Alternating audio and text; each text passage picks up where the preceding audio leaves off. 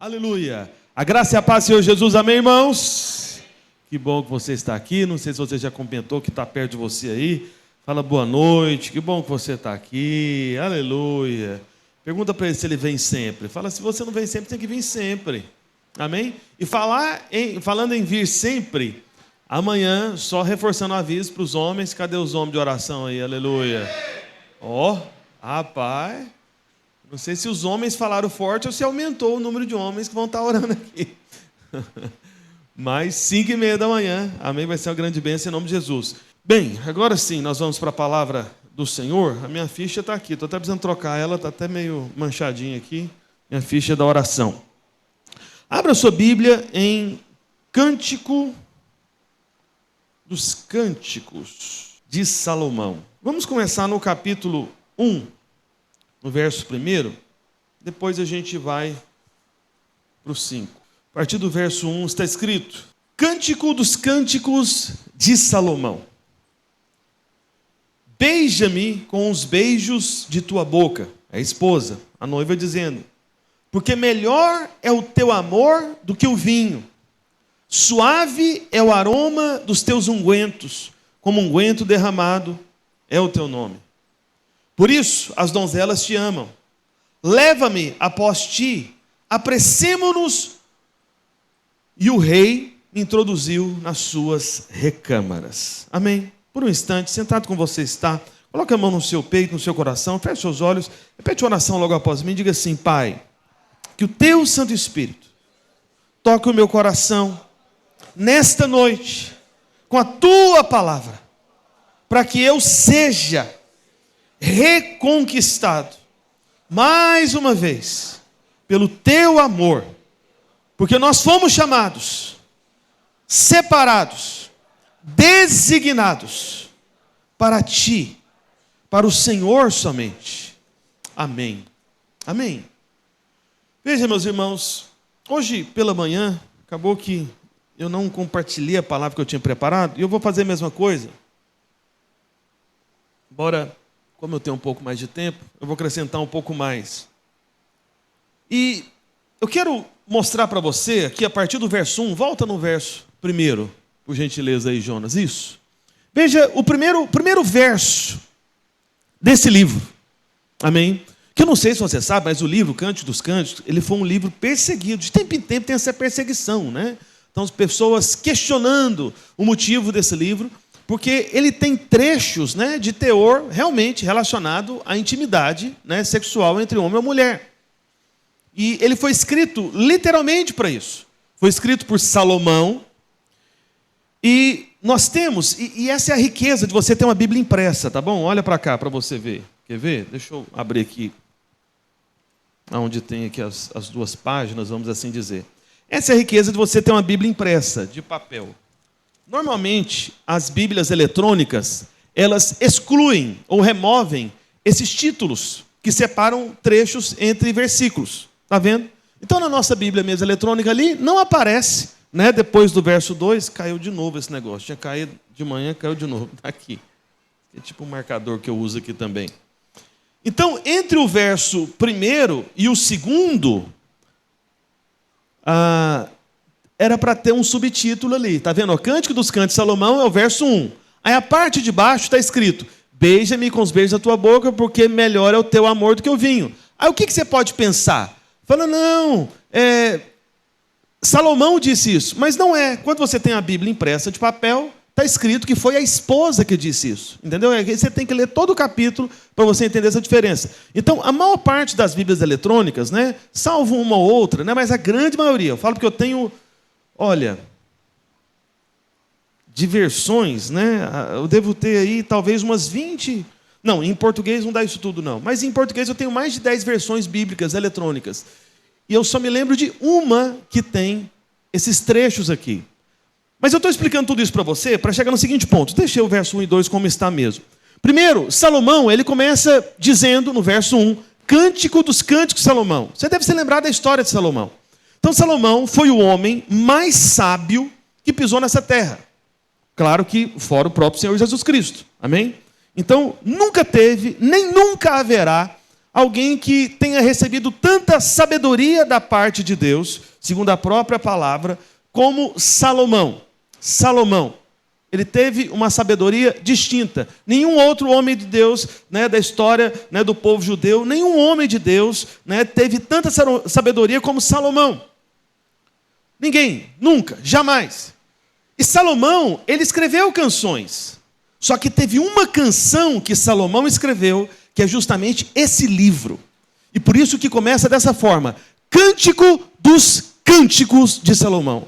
Ou seja, existem cânticos que estão abaixo, existem cânticos que são cânticos de repente comuns, né? Cânticos que estão no nível ali mais básico, mais rasteiro. Então tem esse grupo de cânticos. Só que existe um outro cântico que é o cântico, que é o cântico dos cânticos de Salomão. É o cântico mais elevado, é o cântico, sabe, superior a todos os cânticos da história da humanidade. Nunca se cantará uma canção como essa. Ninguém, nunca, jamais vai conseguir compor um cântico tão elevado como esse. Por isso que é chamado de Cântico dos Cânticos de Salomão. Nunca haverá mais um cântico como esse. Entende? Esse é o lugar desse cântico. Né? Tem algumas Bíblias que, ao invés de trazer o título, né, Cântico dos Cânticos, às vezes coloca Cantares, né, de Salomão, mas eu prefiro dessa forma mesmo, Cântico dos Cânticos, né? Então está até escrito Cantares ali na nossa Bíblia eletrônica da tela, você pode observar aí no topo, né, está lá Cantares, mas é Cântico dos Cânticos de Salomão.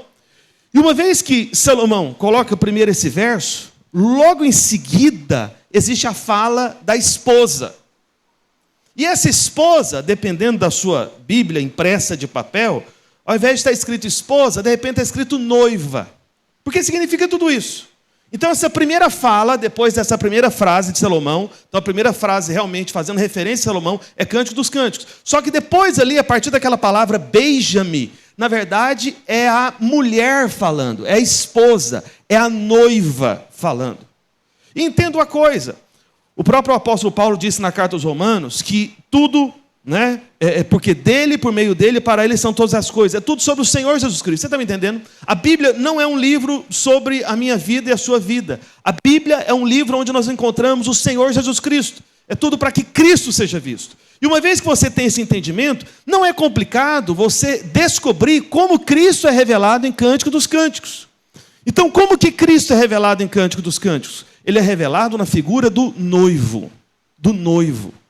Só que, uma vez que esse noivo em Cântico dos Cânticos, né, tem uma conversa, né, essa coisa poética, romântica, né, esse diálogo íntimo entre o homem e a mulher, então Cristo está, sabe, manifestando esse amor e até essa paixão, quando você lê todo o livro, é um amor apaixonado, intenso, vivo. Nós temos compartilhado sobre isso durante o jejum, amém? Você que está reunindo com a sua célula todos os dias, com certeza já ouviu algumas coisas que eu estou falando aqui.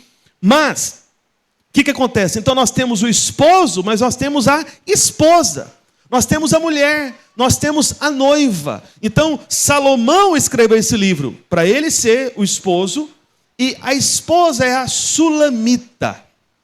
E Sulamita, na verdade, no hebraico, seria como se fosse uma versão feminina do nome masculino Salomão. Ou seja, é como se fosse, sabe, sendo como que o espelho do outro, de certa maneira. E tudo isso tem um propósito. Eu falei para você que o esposo em Cântico dos Cânticos, ou o noivo, né, o homem, que no caso é Salomão, ele representa o Senhor Jesus Cristo. Amém? Porque ele é o nosso noivo. Nós aguardamos por ele. Meu irmão, minha irmã, eu não sei se já parou para pensar, mas quando a Bíblia fala em Mateus, por exemplo, né, sobre as bodas do Cordeiro, quando Jesus ele fez uma promessa que eu não tomaria mais do fruto da videira, só tomaria de novo, né, o novo fruto, né, da videira, né, na chegada, quando nós nos encontrarmos com Ele em glória. E essa chegada, não sei se você sabe, é uma festa de casamento. O Senhor está esperando a noiva, nós aguardamos por Ele, mas Ele aguarda por nós, e existe uma festa separada para nós. Amém?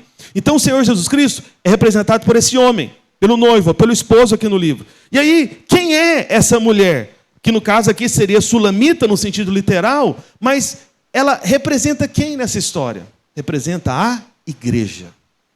A igreja é a noiva. A igreja é a esposa. A igreja é representada aqui pela Sulamita. Nós somos esta mulher aqui. Entenda, igreja, na verdade, é o povo de Deus reunido, é o povo de Deus congregado. Eu sei que muita gente despreza o que nós estamos fazendo aqui nesse momento, hoje à noite, que é um culto ao Senhor. Só que quando nós estamos congregados num único lugar, reunidos ao nome do Senhor, sabe, voltados para Ele em louvor, em adoração, em entrega, né, por meio de vários momentos, como, por exemplo, até a sua própria oferta, e depois nós recebemos a palavra viva da parte de Deus, a igreja está acontecendo aqui. Esse prédio não é a igreja, na verdade é a reunião que é a igreja. Você está entendendo? Então aquilo que muita gente despreza, dá pouco valor, meu irmão, minha irmã, eu te falo uma coisa, o Senhor Jesus Cristo é apaixonado nessa reunião aqui. Porque isso é a igreja. A igreja é o povo de Deus reunido. Sabe, o Senhor tem verdadeiro amor por isso que nós estamos fazendo aqui. É isso que move o coração do Senhor. Só que, perceba, eu acabei de falar para você que Sulamita, que é a mulher, a esposa aqui do livro de Cântico dos Cânticos, amém? Que Salomão está escrevendo esse livro apaixonado literalmente para ela. E talvez ele nem percebia, né, que se tratava de algo espiritual ainda mais elevado. Mas, como eu disse, a Sulamita, a palavra, o nome Sulamita, é uma versão feminina de Salomão. E por que isso é importante, que eu falei para você agora há pouco? Vou te explicar agora. É porque é o seguinte, a beleza que Cristo acha na noiva, que Cristo encontra na igreja, é porque, em outras palavras, a igreja foi feita para ser como se fosse uma versão feminina da figura masculina de Cristo Jesus. Em outras palavras ainda, a beleza que existe entre nós é quanto mais nós temos da imagem do Senhor impressa em todos nós juntos, reunidos. Por isso nós somos designados a estarmos com Ele. Então a grande riqueza, sabe, da igreja é a presença dEle. É Ele entre nós. Então, assim como a Sulamita é uma versão feminina, né, de Salomão, vamos assim dizer, é um aspecto feminino, né, na verdade é o nome Salomão, só que no sentido feminino, a mesma coisa em relação à igreja. Nós fomos chamados para sermos tal qual Ele é. E essa imagem nós ganhamos aos poucos. Isso acontece. Talvez você não percebe, mas à medida que você se expõe ao Senhor Jesus Cristo, congrega, se torna igreja, entende? Porque depois do final do culto, a igreja vai embora daqui. Entende? A igreja vai embora daqui. Só a igreja é quando nós estamos reunidos. E até mesmo em grupos menores. Por isso que nós temos insistido, né? Durante o jejum, de você reunir com sua célula todos os dias. Jesus, ele fez uma promessa, ele falou, onde estiverem 2 ou 3 reunidos no meu nome, eu estarei presente. Como assim? O Senhor Jesus não está presente em todos os lugares? Claro que está. Mas a presença dEle, para que haja igreja, essa presença especial da parte dEle, é somente quando estão reunidos no nome dEle. Aí sim nós já temos o início da igreja. Amém? Então veja, só que no início, a primeira palavra, ou as primeiras palavras, vou ler todas elas aqui, do verso 2 ao 4 novamente. Então, como que ela começa? Deixa no verso 2, por favor, isso. Então, como que a esposa, a noiva, a mulher, a sulamita, que na verdade é a igreja, começa dizendo, beija-me com os beijos de tua boca, porque melhor é o teu amor do que o vinho. Percebe? Então aqui, o que a sulamita, né, estaria dizendo, porque na verdade é o que a igreja deveria estar dizendo para o Senhor, é isso. Beija-me com os beijos da sua boca. Sabe, como que a palavra de Deus chega a esse ponto de fazer uso dessa expressão de um relacionamento íntimo, de uma mulher com um homem. Mas agora, todos nós sabemos, os grandes estudiosos da palavra de Deus sabem, né, sabiam já, essa interpretação que nós estamos tendo aqui do livro de Cântico dos Cânticos, é uma interpretação comum, não é nova, não é nossa, entende? Então todo mundo percebe que aqui é um livro sobre Cristo e a igreja. E por que a igreja poderia falar dessa forma? É para que eu e você possamos entender o seguinte, meu irmão, minha irmã, a sua vida com o Senhor Jesus Cristo, ela é um convite a uma verdadeira intimidade pessoal com o próprio Criador de todas as coisas, o Deus Todo-Poderoso. Você não foi chamado para ter uma convicção de fé em Cristo Jesus fria, que não se aproxima, que é distante, sabe, que é cheia de restrições, de medos, de receios, de culpas, de acusações, de pecados. E agora? Será que eu dei a brecha? Será que eu estou bem com Deus? Será que eu posso me chegar a Ele? Será que eu me arrependi direito desse pecado? Será que eu fui perdoado desse outro? Eu não sei se eu estou em condições. Será que eu posso me aproximar dEle? Não, não, não, não, não, não. O relacionamento que Ele convida cada um de nós como igreja é esse, onde nós temos a liberdade, sabe, nos aproximarmos dEle com um verdadeiro impulso, sabe, que sai lá de dentro mesmo, do coração, sabe, que manifesta esse desejo de intimidade profunda, pessoal, amor verdadeiro e muito mais apaixonado que qualquer filme de Hollywood consegue demonstrar. Você foi chamado para esse relacionamento com o nosso Senhor e Salvador Jesus Cristo. Você está entendendo? Existe uma intimidade. Existe um lugar diferente desse lugar comum que talvez você está acostumado, o seu relacionamento com o Senhor. Você não foi chamado para ser distante. Não, é próximo. Não é porque ninguém beija outra pessoa à distância. Entende? Beija-me com os beijos da tua boca, porque melhor é o teu amor do que o vinho. E aqui ela faz uma comparação com algo embriagante, né? Com algo que traz certa alegria e prazer. Amém? Verso 3, pode continuar. E depois diz: suave é o aroma dos teus ungüentos, como unguento derramado é o teu nome, por isso as donzelas te amam. Então veja, aqui está falando justamente desse cheiro. Desse cheiro. Olha, é mais uma vez proximidade. É reconhecimento. Uma coisa que acontece com frequência, né, na vida de casais. Eu sei que muitas pessoas gostam de ficar variando, né, o perfume que usa, né? Mas, até onde eu sei, a maior parte dos homens que eu conheço geralmente não varia muito não, né? E o que acontece?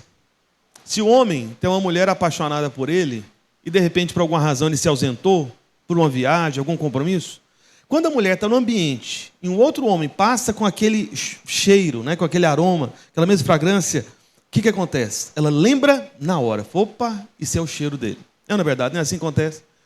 Eu me lembro, né, quando eu viajava mais, graças a Deus não estou viajando tanto assim, e ficava, né, dias fora de casa, e quando eu chegava em casa, aí minhas filhas, né, todas muito carinhosas, né, com saudades, aquela coisa toda, e mal chegava em casa, já pulava no colo e se apegava a mim, e abraçava, aquela coisa toda. Eu abraçava, falava, minha filha, e tal, e saudade. Quando elas eram pequenas, né? Porque agora é tudo, né? A mais velha está maior do que a mãe. A mais nova está do tamanho da mãe. Daqui a pouco elas me passam, né? E enfim, eu acho, até hoje, hoje à tarde, eu fui com a minha filha mais velha no supermercado para comprar algumas coisas.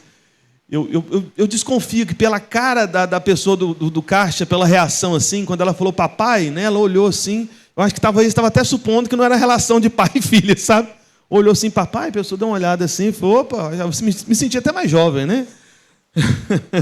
Mas enfim. E aí minhas filhas me abraçavam quando eu chegava de viagem, quando elas eram bem pequenas.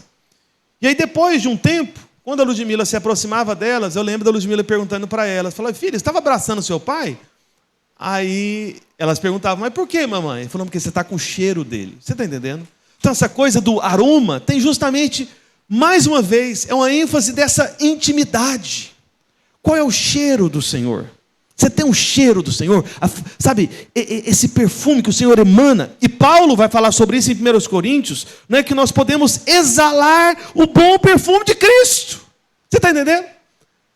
Então você pode manifestar esse perfume também.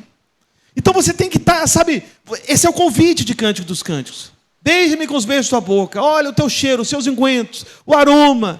Meu Deus, tudo isso é tão amável. E você está próximo, conectado. E de tanta proximidade com Ele, meu irmão, minha irmã, vai chegar um tempo, isso acontece, de que as pessoas, de alguma maneira, mesmo os ímpios, mesmo aqueles que não nasceram de novo, eles vão reconhecer o Senhor na sua vida. Só porque você chegou naquele ambiente, só porque você entrou naquele recinto, só porque você se aproximou das pessoas. Eu não sei se isso já aconteceu com você, mas com certeza vai acontecer, à medida que você avança nessa intimidade. Que é o nosso propósito de jejum. E desde já eu te falo algo, só abrindo parênteses aqui bem rápido, que é um desafio que eu fiz para os irmãos no culto da manhã. Faça dessa última semana de jejum como alvo principal isso, intimidade com Ele. A presença dEle, a pessoa dEle, a vida dEle. Você está me entendendo, amém? Então, sabe o que pode acontecer? De repente você simplesmente você cumprimenta alguém, a pessoa começa a chorar, a pessoa desaba ali na sua frente. Às vezes você abraçar alguém, às vezes você não falou nada, não disse nada. Isso aconteceu comigo algumas vezes, é uma coisa impressionante. Mas o que é isso? É o cheiro, é o bom perfume. Porque quando você está com perfume forte, quem está ao redor sente. É, não é verdade? Não é assim? Sente. Lá em casa mesmo, eu vivo vigiando as minhas filhas lá, porque é um tanto de perfume, eu acho que elas morrem de medo de não ter o perfume exalando assim, né? Às vezes eu estou lá na cozinha, a menina está lá no quarto, falou, ó, tá bom já, viu? Outro dia eu falei isso, acho que foi semana passada. Tá bom o quê, papai? O perfume, eu estou sentindo daqui, já deu, né? O apartamento não é grande assim, não, mas é uma distânciazinha, né? Entre cozinha e chegar lá no quarto, né? E sério, eu estava sentindo mesmo, minha filha, tá bom, chega, não passa mais não. Agora veja, será que o Senhor exala bons aromas? E se você está tão apegado a Ele, meu irmão, o perfume vai chegar junto com você. Amém? Mas continuando, verso 4, vamos lá. Aí, olha só, o que a sulamita está dizendo para Salomão, o que a mulher está dizendo para o homem, o que a esposa está dizendo para o marido, o que a igreja deve estar dizendo para Cristo. A igreja, leva-me após ti, apressemo-nos, o rei me introduziu nas suas recâmaras. Oh, meus irmãos, isso aqui é coisa de gente apaixonada. Amém? É a pressa de ir para o lugar da intimidade. Vamos rápido, Senhor. Vamos logo, Senhor. Olha, não sei se eu digo algo aqui, deixa eu pensar, porque às vezes eu posso constranger os irmãos. Acho que não, né? Ou digo? Digo. Eu já fui em muitos casamentos. Eu gosto de casamento. Especialmente de fazer a cerimônia de casamento. Eu gosto de pregar. Bem que eu gosto de pregar toda hora, né? Acho que em todo lugar eu gosto de pregar. Mas enfim, mas casamento é uma coisa especial. Praticamente todo casamento eu choro. Choro. Mas eu choro. Não é? A Ludmila está de prova ali. No meu, então, chorei.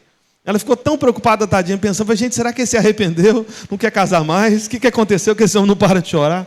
Mas enfim, isso me toca muito, né? A cerimônia de casamento. Só com uma coisa que eu acho meio estranho. São casais que não querem ir embora logo da festa de casamento. Eu acho esquisito isso. Eu acho. E eu tenho uma desconfiança pessoal e particular. E eu acho que vou te contar. Estou pensando aqui. Porque, irmãos, quando eu e Ludmila nos casamos, a gente fez a corte. Né? Nós nos privamos ali um do outro. Eu queria sair rápido da festa. O povo tudo, não sei o quê. Aí teve uma sequência de fotos, sem fim, interminável, ainda na festa. Eu falei, meu Deus do céu, eu preciso sair com essa mulher daqui, a minha esposa é ela. Eu quero ela. Apressemo-nos. Vamos para as recâmaras de amor, aleluia, glória a Deus. Para a noite de núpcias. Ô, meu irmão. Aí você fala, pastor, por que você acha que algumas pessoas não querem ir embora rápido da festa? É porque eu acho que provou o bolo antes da hora, deve ter sido. Foi não? Não deveria, não deveria. Aí como já sabe qual que é o gosto do bolo, você está entendendo a minha ilustração do bolo? Marido, mulher, noite de núpcias, entendeu? Entendeu ou não entendeu? Estou falando em mistérios aqui. Eu acho que eles tiveram intimidade sexual antes. Pronto, agora resolveu, né? A dúvida, né? Que tem alguns olhando com o meu bolo, como assim, não estou entendendo. Que é o bolo da noiva, da festa, do casamento? Não, não era esse bolo que eu estava dizendo. Veja. Porque, mas a noiva, a igreja está dizendo aqui, apressemo-nos, leva-me após ti, me conduza para isso. Olha para cá. Eu tenho lá em casa até hoje, eu só preciso encontrar. Eu estava outro dia mexendo algumas coisas lá em casa, eu não encontrei isso. Eu tenho uma caderneta de oração minha, desde o início da minha conversão. Tinha o hábito de anotar as coisas à mão. Fui perdendo isso, né? Apesar que agora no tablet tem a canetinha, eu gostei desse negócio de voltar a escrever as coisas, né? E fica tudo arquivado aqui no tablet. E um dos alvos mais antigos de oração, que está lá nessa lista, essa pequena lista que eu tinha ali dos meus alvos principais de oração, assim, contínuos, né? Essa caderneta, então, é do ano com certeza, de 99. Isso é quanto tempo atrás? Me ajuda na conta aí? Hã?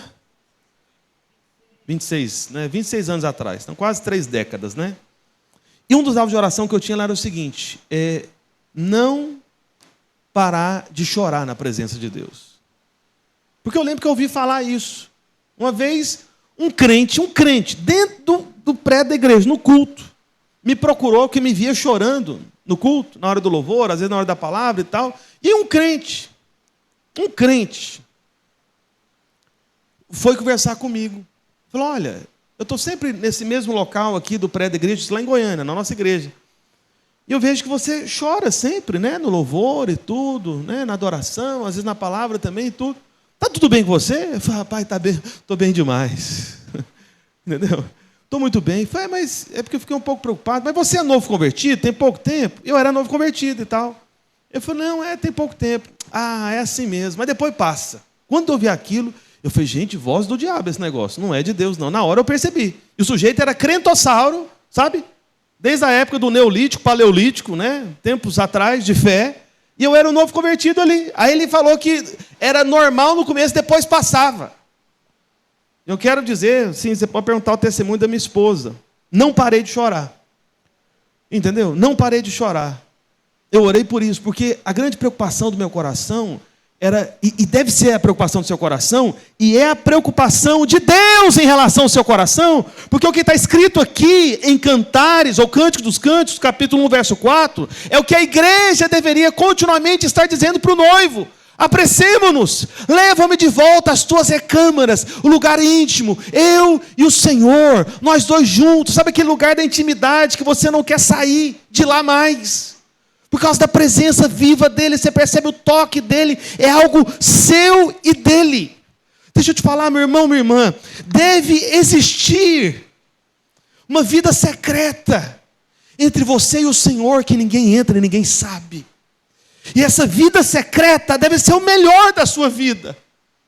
Eu amo muito a minha esposa, mas é claro que eu prefiro o Senhor. Percebe? Então você tem que ter essa realidade, tem que ter algo que são coisas suas, entre você e Ele. Isso tem que ser bom, tem que ser prazeroso, não pode ser ruim.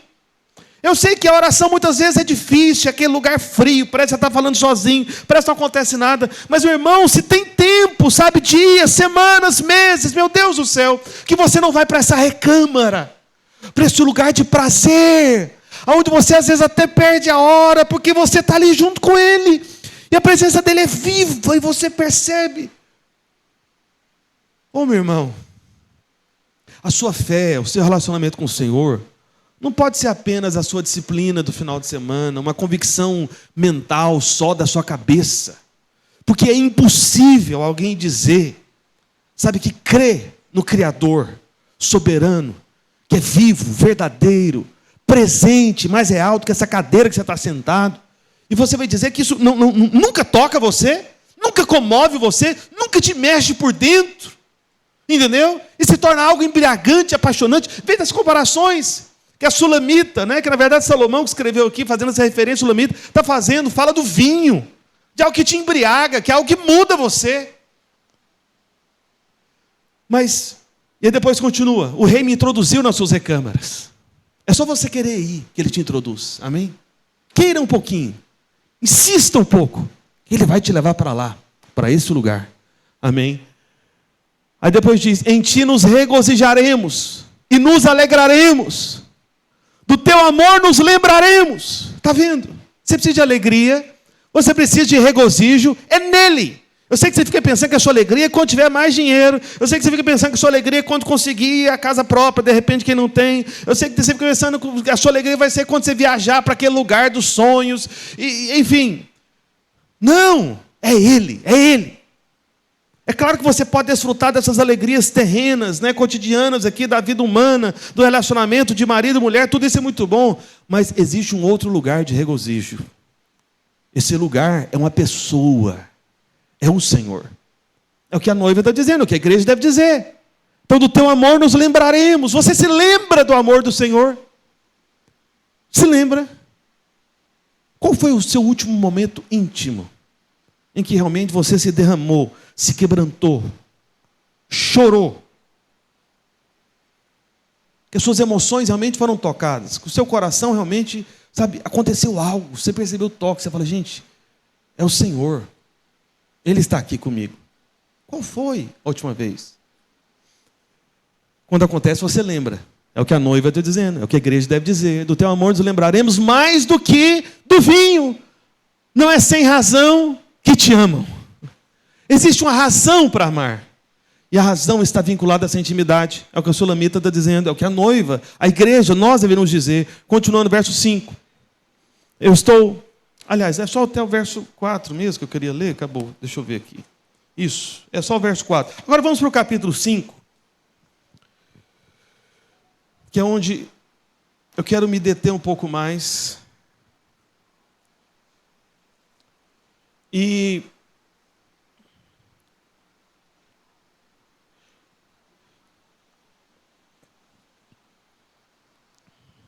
essa coisa do relacionamento de um homem com a mulher, que na verdade se trata do relacionamento de Cristo com a igreja, é realmente algo, não posso dizer apenas central, mas é algo que está em toda a Escritura, toda a palavra de Deus. Lembre-se, lá no Éden, Adão e Eva estão representando quem ali, com toda certeza? Não tenha dúvida, também, de certa forma, percebe? É Cristo e a igreja. Não estou dizendo que é exatamente, amém, mas é um tipo. Porque lembra da história do Éden? Quem que pecou de fato? Quem que ficou com conversa com a serpente? Hã? Eva ou Adão? Eva. Foi Eva. Foi Eva. Eva que teve esse negócio de conversa com cobra. Foi. Adãozão lá, não. Tadinho do Adão. Ele foi pego pela paixão dele. Com certeza era apaixonado por Eva. Eva falou e estava lá apaixonadão, foi só fisgado por ela. Ah, amor, o que é para fazer? Eu faço, deixa comigo. E a mulher lá dominando o cidadão. Mas quem pecou de fato, primeiramente, foi Eva. E veja, Cristo peca, sim ou não? Não, nunca, jamais. Amém? Ele tomou sobre si os nossos pecados sem cometer pecado. Então, quem do relacionamento entre o noivo e a noiva que peca? A noiva. Eva pecou. Eva representa a igreja, porque a igreja peca. O Adão não. O Adão é aquele apaixonado na noiva. Ele está ali junto com a noiva, apesar da falha da noiva, não a abandona, não a deixa, e no final das contas ainda resolve o problema dela. Adão, no final, no momento que Adão não representa Cristo, tá bom? É como eu falei, são figuras, amém? Não é no sentido pleno. Quando Deus veio ao encontro de Adão e Eva após o pecado, qual foi a explicação de Adão para o pecado? Você lembra? A mulher que tu me deste. Olha a conversa do homem. Eita, esse Adão precisava de vara, viu? Para aprender a ser homem, a macho, a assumir as coisas. Mas ele falou para o Senhor, Senhor, olha, eu estava aqui tranquilo no jardim, dando nome para os animais, não tinha mulher nenhuma. Aí o Senhor me deu a mulher, olha aí o problema. A mulher que o Senhor me deu, inclusive. Olha, estava querendo culpar até Deus, o cidadão. Mas só que Cristo não. Cristo é aquele que, diferente de Adão, ele vem, assume o dano, o prejuízo no lugar da noiva. Entende? Ele tomou sobre si os pecados da noiva, os pecados da mulher, os pecados da igreja, lá na cruz do Calvário. Nesse sentido, o Senhor Jesus é totalmente diferente de Adão. Percebe? Então, nós temos um casamento, de certa maneira, em Gênesis. Mais uma vez, você pode enxergar várias coisas sobre Cristo e a igreja. E aí, depois do Senhor Jesus Cristo, primeiro milagre que ele faz, revelado lá no Evangelho de João. Qual foi o primeiro milagre que ele fez? Foi numa festa de quê? De casamento. E aquele milagre de transformar a água em vinho, porque o vinho acabou, foi para qual propósito? Pensa comigo. Porque, irmãos, quando a pessoa está aleijada, ela volta a andar, o propósito é evidente, maravilha. Não andava, agora anda. Quando alguém que era cego começa a enxergar, maravilha, faz todo sentido para mim. Ele era cego, agora vê. Olha que bênção, não é verdade? É muito bom isso. Mas vem cá, numa festa de casamento, o vinho acabou. Então o pessoal já tinha bebido, né? De repente, um tanto bom. Se fosse para tratar da maneira religiosa, legalista, né, de muitos cristãos evangélicos e tudo, ia ser o primeiro a falar, graças a Deus que acabou. Agora chega, gente, beber demais. Está virando bagunça isso aqui. Mas Jesus não. A água foi transformada em vinho. Para quê? Qual que é a razão disso? Eu já pensei nisso durante muito tempo, viu, irmãos? Eu vou dizer que durante anos. E o que fez mais sentido para mim na presença de Deus é o que eu vou entregar para você. E que tem tudo a ver com esse cuidado do noivo pela noiva. Esse coração de amor do Senhor Jesus Cristo para com cada um de nós que somos igreja. Amém? Então por que o Senhor Jesus fez aquele milagre? Foi o seguinte: para remover a vergonha e o vexame da noiva da festa. Porque homem, em festa de casamento, homem, né, homem normal, né, sujeito homem, macho, comum, padrão, ele está lá interessado nessas coisas, como eu falei, né, ele nem se preocupa muito com aqueles detalhes. Mas a festa do casamento, a cerimônia do casamento, a beleza daquilo, o sonho daquilo, é algo da vida feminina. E seria um fracasso para aquela noiva, ainda mais lá em Israel, entre os judeus, né, que apreciam tanto um bom vinho, seria uma derrota muito grande, seria uma humilhação para ela. E todos iriam falar o resto da vida. Lembra da festa de casamento, né, da irmã lá? Pois é, acabou o vinho antes da hora. Que pena, teve que encerrar antes. Ela ficaria envergonhada. Então o que o Senhor Jesus estava dizendo? Que Ele se preocupa até com aquilo que faz você, meu irmão e minha irmã, ficar constrangido, envergonhado. O Senhor se preocupa com pequenos detalhes da sua vida. Você está me entendendo? De repente o milagre que você está pedindo para o Senhor, né, nesse tempo do jejum e da oração, nem parece algo tão necessário para muita gente. É como se fosse transformar água em vinho. É algo que de repente nem seja, parece que essencial na vida de alguém, mas é algo que constrange você, é algo que incomoda você, é algo que de repente deixa você envergonhado. O Senhor, no primeiro milagre, Ele veio para mostrar isso. Eu me importo com você. Você é minha noiva, você é minha querida, você é minha esposa, minha mulher. Isso constrange você? Vou tirar essa vergonha da sua vida. Vou tirar esse constrangimento da sua vida. Você está me entendendo? Mais uma vez, casamento. Cristo no casamento, na igreja. E aí a Bíblia termina como em Apocalipse, capítulo 22. O último capítulo da Bíblia. O Espírito e a noiva dizendo: vem. É assim que a Bíblia termina. Deus escolheu dessa forma. Terminar o seu livro, a Escritura Sagrada, com um clamor, com um chamado, sabe? Pelo Espírito Santo e tudo isso mostrando, sabe? Que é o Espírito e a noiva. A igreja chama pelo Espírito. Quem é cheio do Espírito, clama pelo noivo. Quem tem intimidade com ele, entendeu que foi designado para ele. Ou seja, a Bíblia Apocalipse termina da maneira que Cântico dos Cânticos começa. Mais uma vez, casamento. Mais uma vez, marido e mulher. Noivo e noiva. Mais uma vez, Cristo e a igreja. Amém? Você percebe? A gente fala isso no começo da Bíblia. Primeiro milagre, no início do Novo Testamento, no final da palavra de Deus. E eu não sei se você percebe, mas Cântico dos Cânticos, na verdade, de certa forma, ainda mais quando você pega uma Bíblia impressa como a minha aqui, está no capítulo 1. A gente costuma dizer, não, livro de Salmos, né? Procura quando alguém vai procurar, né? Um novo convertido, não está acostumado a usar uma Bíblia impressa, né? De papel, né? Onde é que está Salmos? Mete o dedo aí no meio da Bíblia que você vai achar. Mas, irmãos, o meio, de fato, realmente, o coração da palavra de Deus é justamente essa canção das canções. Está aqui, aberto, na minha Bíblia impressa. Está vendo como é que realmente é o que parece que está mais no meio mesmo, no centro? Percebe?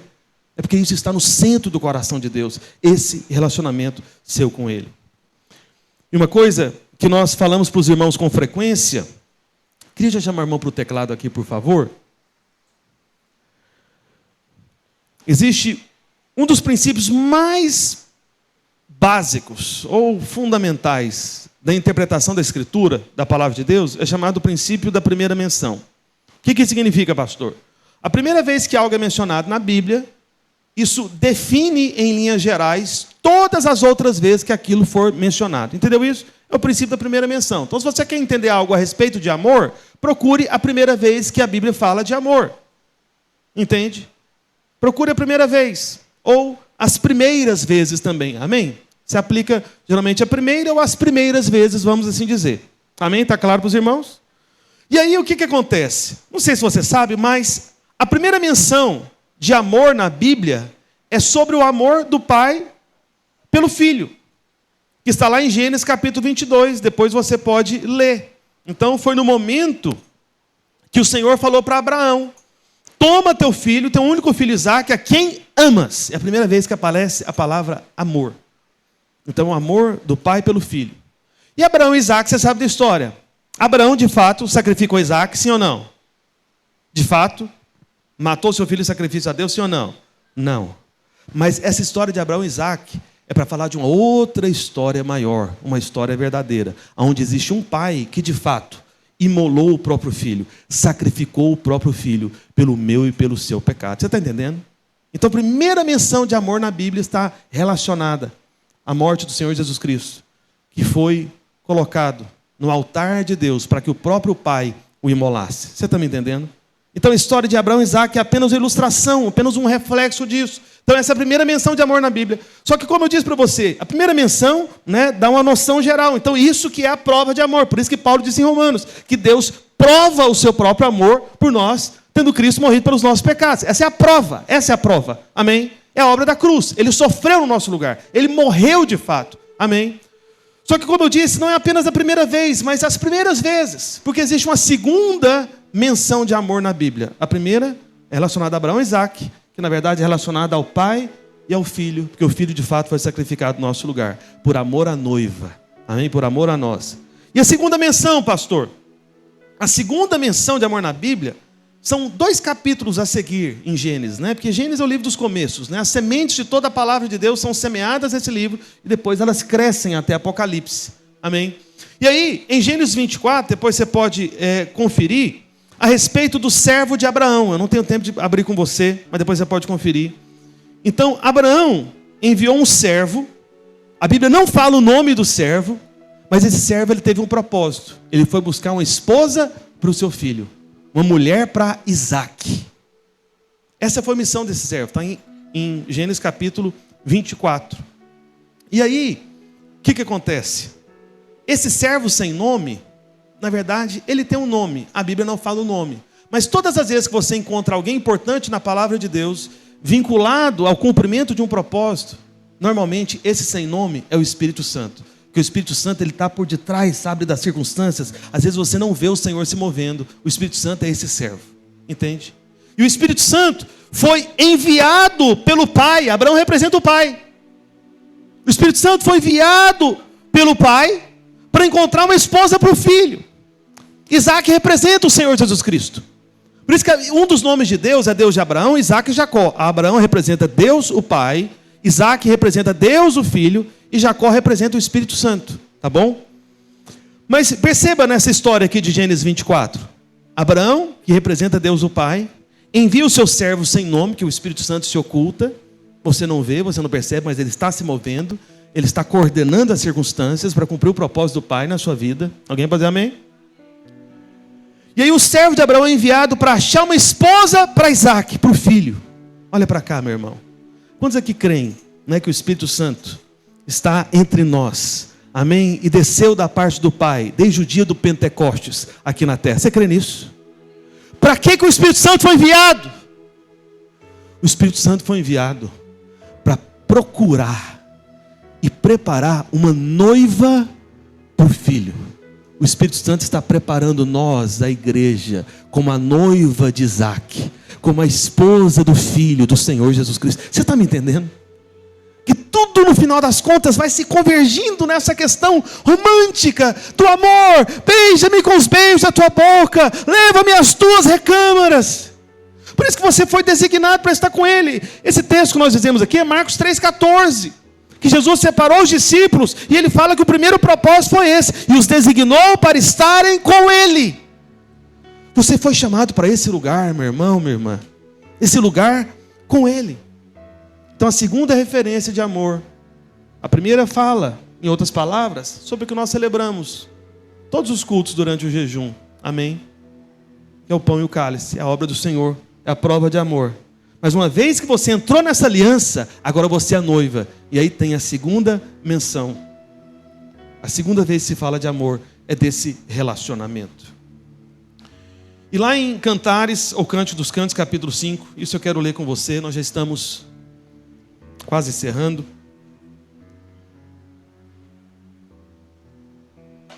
Está escrito.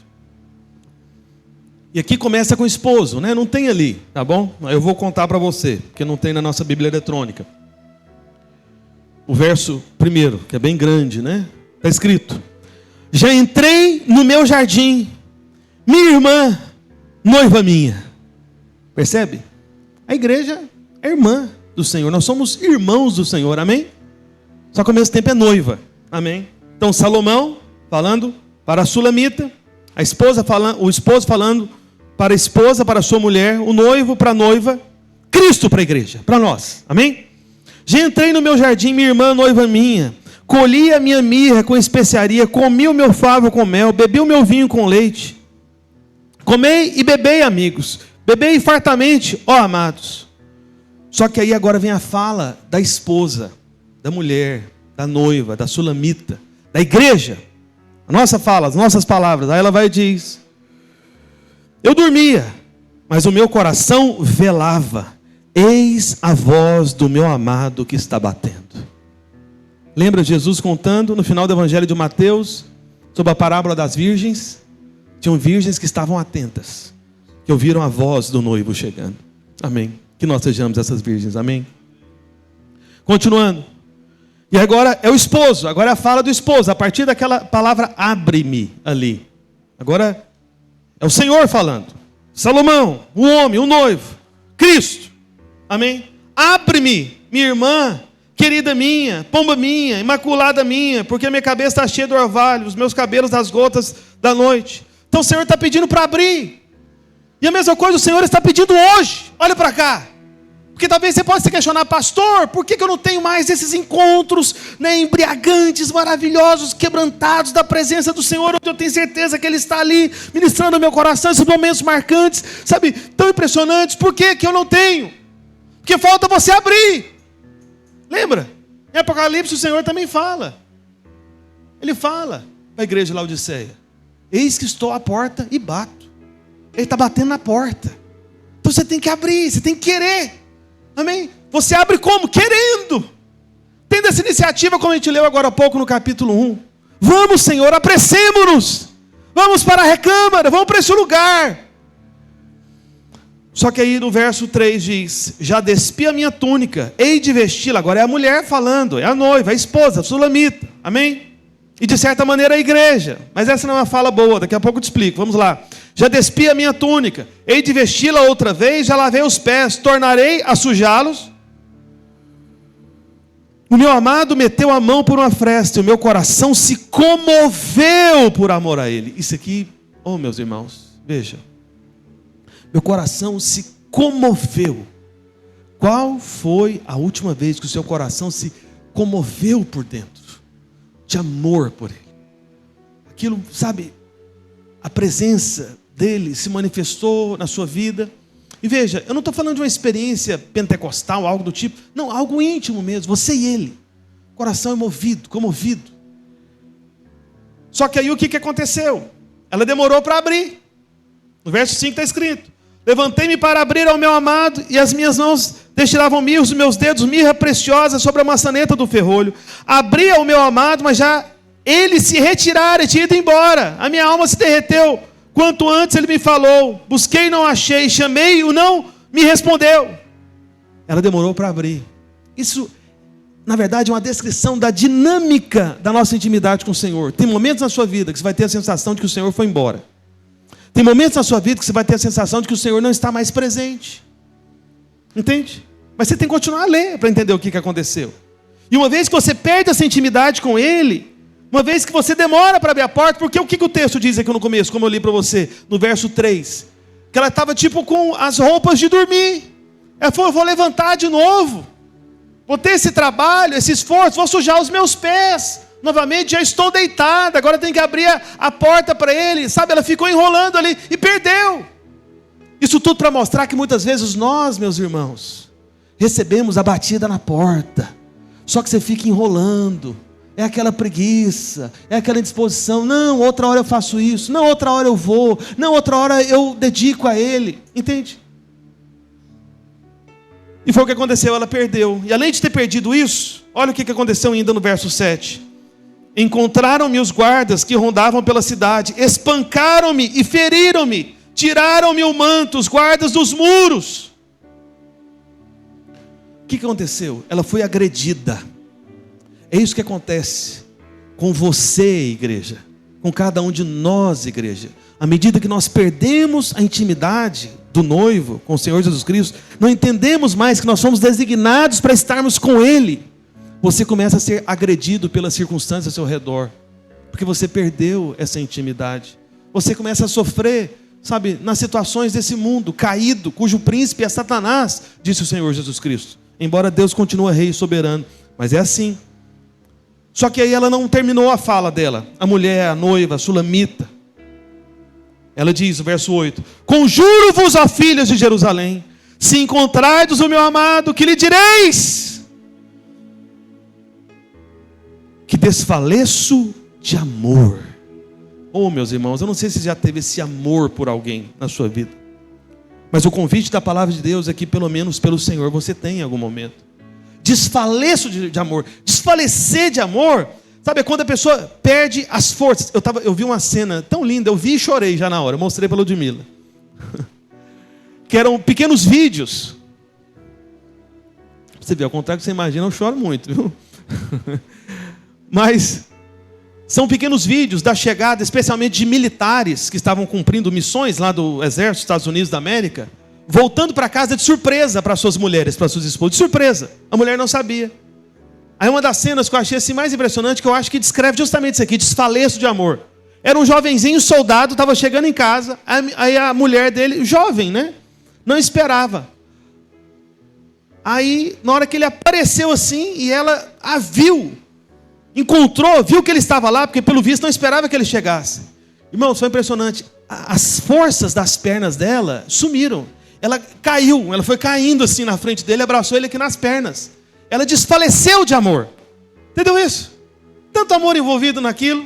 Ela estava com tanta saudade do esposo dela, do marido dela, que ela desfaleceu de amor. Ela foi assim caindo, não conseguiu segurar e terminou abraçada lá no chão.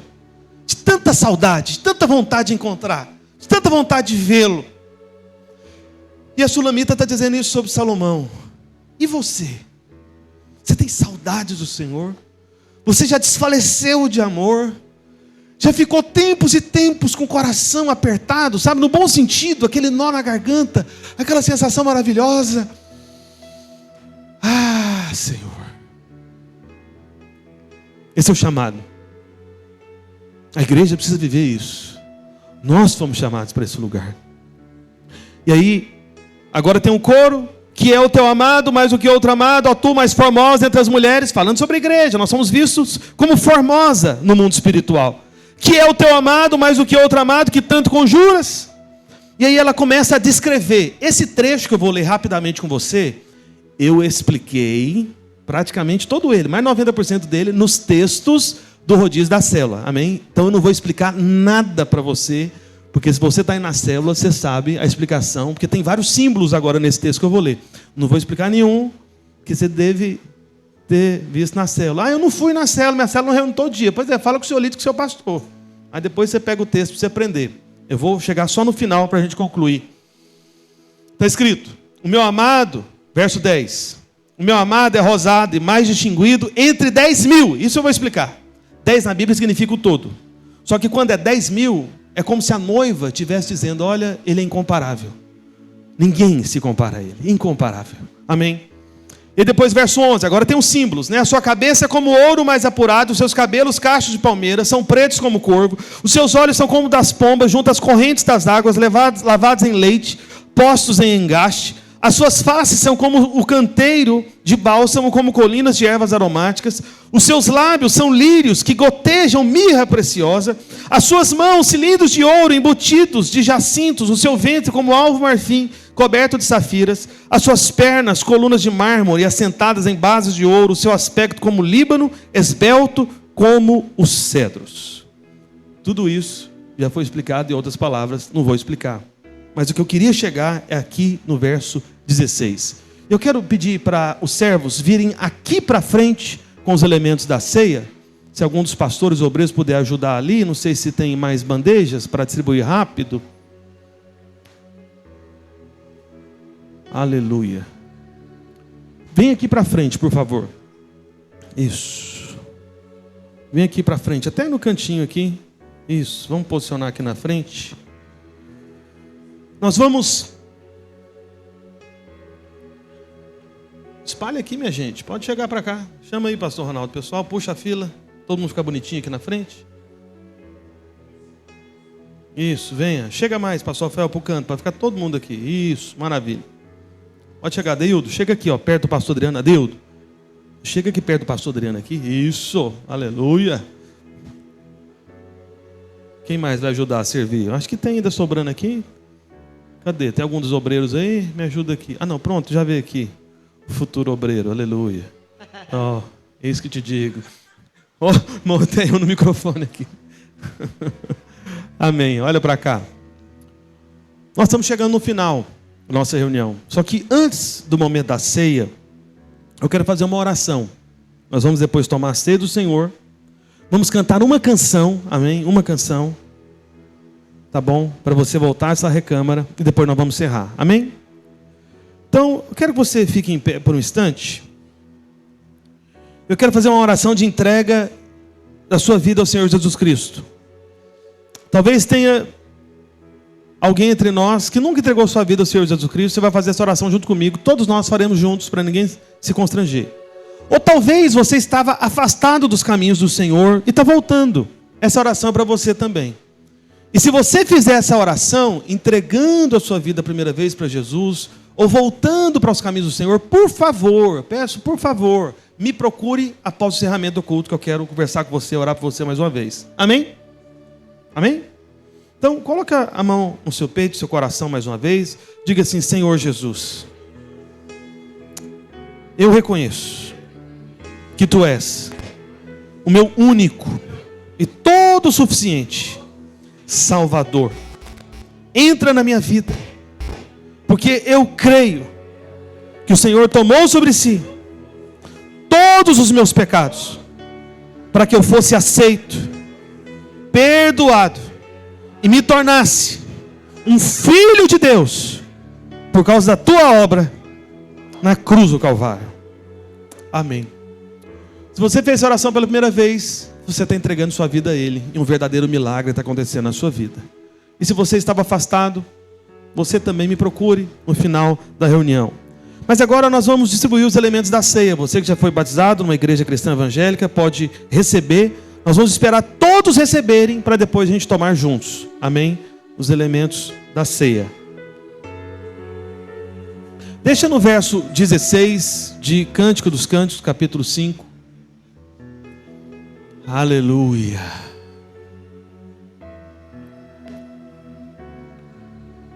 Cântico dos Cânticos, capítulo 5, verso 16.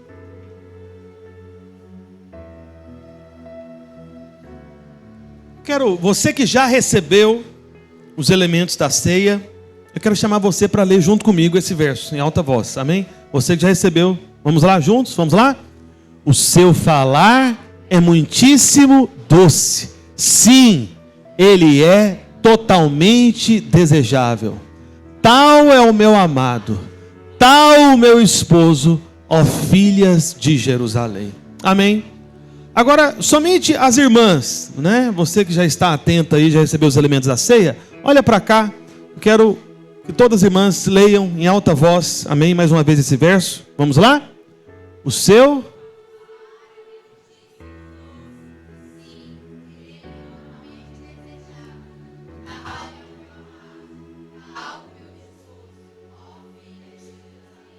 Aleluia. Agora somente os homens. Vamos ouvir a voz dos homens declarando esse verso. Vamos lá? O seu falar muitíssimo doce. Sim, ele é totalmente desejável. Tal é o meu amado, tal o meu esposo, ó filhas de Jerusalém. Amém.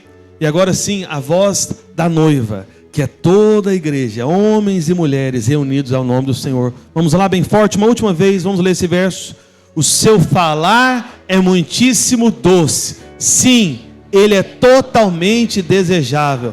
Tal é o meu amado, tal o meu esposo, ó filhas de Jerusalém. Aleluia.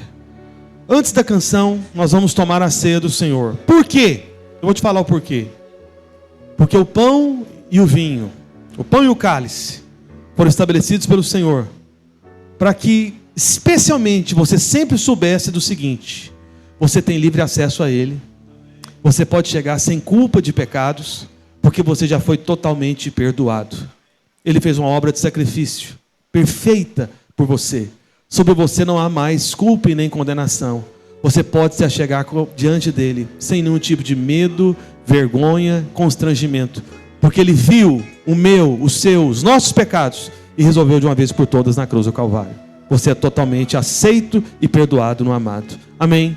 Por isso, erga o pão para o alto. Queria pedir já para deixar apenas a luz aqui do palco acesa por um instante. Os servos, por favor.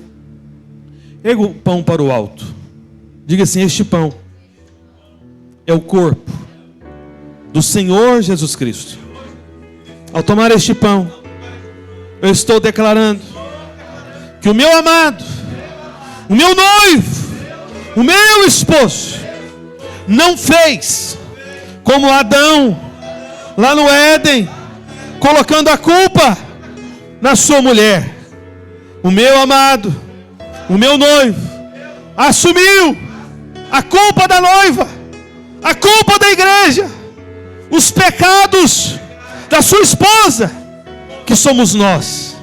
Ele tomou sobre si, no seu corpo, toda maldição, doença, enfermidade, no nosso lugar, de tal maneira que o castigo, o juízo que hoje nos permite ter paz na sua presença, tudo isso estava sobre ele.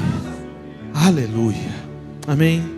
Esse é seu alimento, essa convicção. Amém.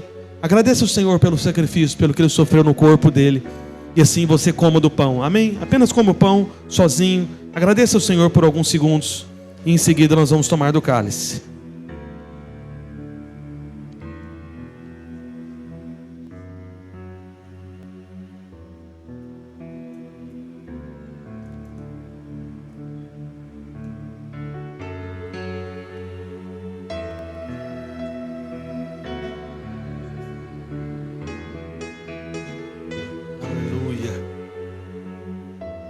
Aleluia. Erga o cálice para o alto, diga assim: este cálice é a nova aliança, aliança da graça, aliança do favor imerecido. Eu não mereço, mas ele, meu esposo, o noivo, o meu Salvador, assumiu lá na cruz os meus pecados, maldições, e com o seu sangue me lavou, me purificou e estabeleceu, por meio desse sangue, uma aliança eterna, sem fim, imutável, inquebrável, porque esta aliança é no sangue dele, obra perfeita, que nunca mais será mudada. Por isso, ao tomar esse cálice, eu estou declarando que eu tenho livre acesso às recâmaras de amor com o meu amado. Eu posso me achegar diante dele sem nenhum tipo de medo, receio ou vergonha do meu passado, porque o meu passado foi apagado pelo sangue do meu noivo, e eu posso agora, nessa noite, a cada dia, para sempre, me achegar em intimidade com ele, o meu noivo, o meu amado. Amém. Beba do cálice. Agradeço ao Senhor. Senhor, obrigado porque eu tenho livre acesso. Obrigado porque o Senhor não me culpa, não me condena. Eu fui lavado, eu fui perdoado. Eu posso chegar sem nenhum tipo de constrangimento ou vergonha do passado, porque o Senhor já cuidou de todas as coisas.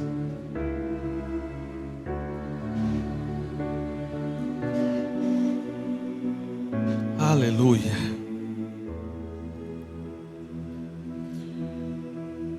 Com certeza você se lembra da história do filho pródigo. Na história do filho pródigo, o filho estava acusado. Ele chegou em casa envergonhado. O pai foi correndo em direção a ele.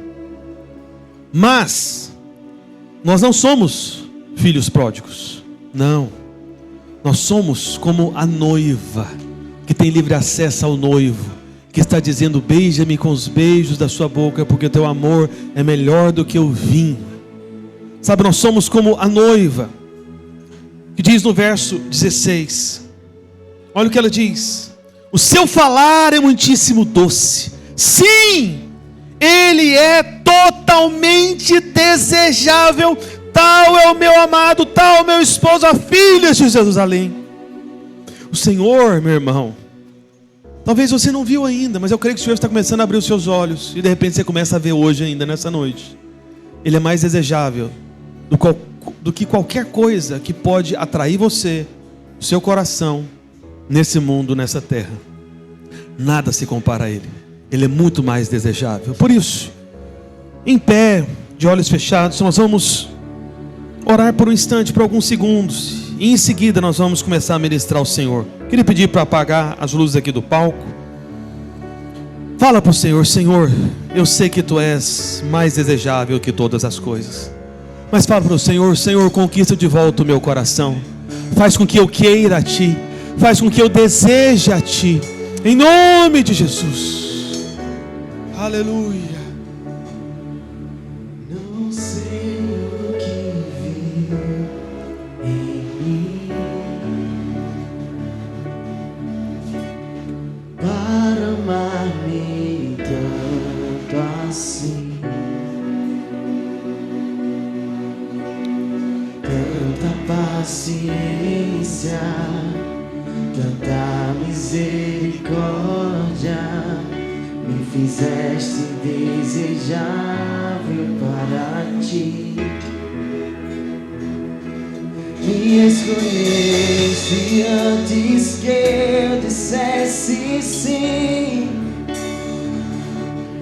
Tanta graça eu não pude resistir. Me chamaste pelo nome, me compraste com Teu sangue e me fizeste desejável para Ti. Oh, Jesus! E leva-me, Senhor, a Tuas câmaras de amor, onde eu me apaixono mais por Ti. Leva-me, Senhor, dentro do Teu coração, eu encontro meu lugar em Ti.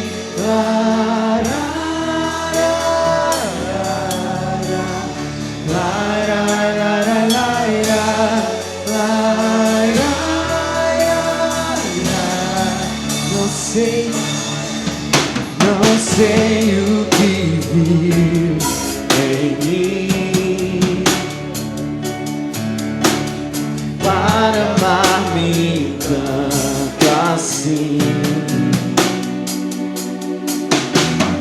Tanta paciência, tanta misericórdia, me fizeste desejável para Ti. Oh, Jesus! Me escolheste antes que eu dissesse sim.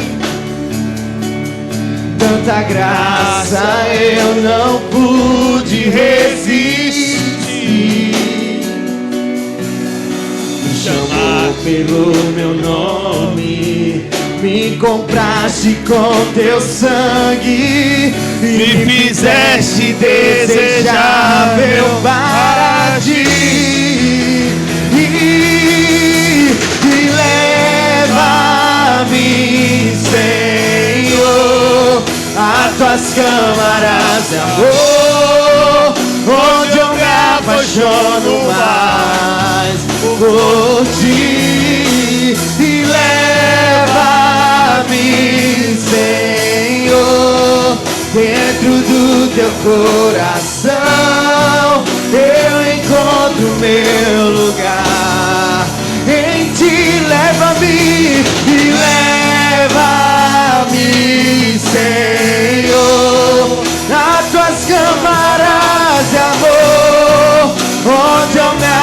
apaixono mais por ti.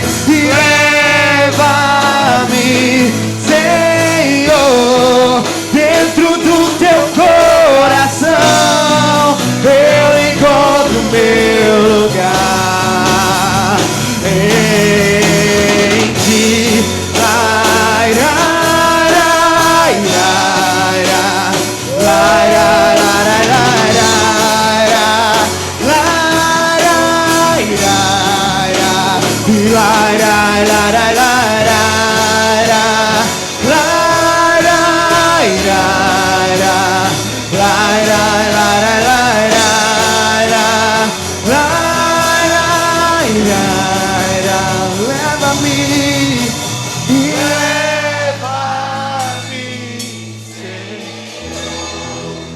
as tuas câmaras de amor, onde eu me apaixono mais por ti. Leva-me, Senhor, dentro do teu coração. Eu encontro meu lugar em ti.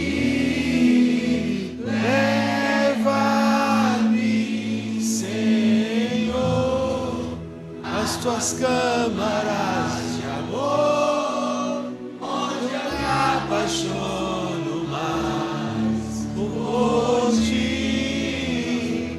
Leva-me, Senhor, dentro do teu coração. Eu encontro o meu lugar em ti. Deixa eu orar por você por um instante. Eu sinto que o Senhor tem chamado de volta muita gente aqui nessa noite. Eu sinto o Senhor dizendo que Ele tem saudades desses encontros. Quando o seu lugar de fuga era Ele, não outra pessoa, não certa comida ou bebida, mas Ele. Somente Ele. O Senhor está te chamando para esse lugar de volta, para esse lugar de novo. Eu vou orar encerrando. Abençoa na sua vida, Pai. Em nome de Jesus, eu oro pela vida de cada um dos meus irmãos, das minhas irmãs, hoje nessa noite. O Senhor tem nos chamado como igreja, um chamado que na verdade é para toda noiva. Nós somos parte dessa noiva. Ó Deus, e que a letra dessa canção, ó Deus, seja a história da nossa oração diante de Ti. Ó Pai, que o Teu Santo Espírito, como aquele servo enviado por Abraão, procurando uma noiva para o seu filho Isaque, que o Teu Santo Espírito encontre em nós, em nossos corações, essa noiva que quer o Senhor, que quer o noivo. Por isso, Senhor, toque em nossos corações, assim como a Sulamita disse, assim como a noiva disse, que o seu coração estava movido, comovido. Move, comove, afeta, Senhor, as nossas afeições mais íntimas de amor por Ti, para que sejamos atraídos a Ti, porque fomos designados para Ti. Pai, faz isso não apenas hoje, nessa semana, mas a cada dia, que nós sejamos conhecidos como a igreja de homens e mulheres que por onde passam, estão exalando essa mirra, esse bom perfume do Senhor Jesus Cristo, por estarmos tão apegados intimamente a Ele, que onde estivermos, as pessoas possam sentir, ó Deus, essa doce fragrância. Conquista-nos mais uma vez com a Tua doce voz, ó Senhor, chama-nos para Ti, mais uma vez, porque fomos designados somente para Ti, o Senhor somente. Em nome de Jesus, amém, amém e amém. Amém, aleluia. Pode acender as luzes. E assim nós encerramos a nossa reunião. Vá debaixo da graça, da paz do Senhor Jesus Cristo para a sua casa, amém. Diga para pelo menos 2 ou 3 irmãos, fala para ele: meu irmão, não se esqueça que o Senhor, o nosso amado, é totalmente desejável. Amém? Deus abençoe a sua vida em nome de Jesus. Obrigado por ter ficado até o final. Aleluia.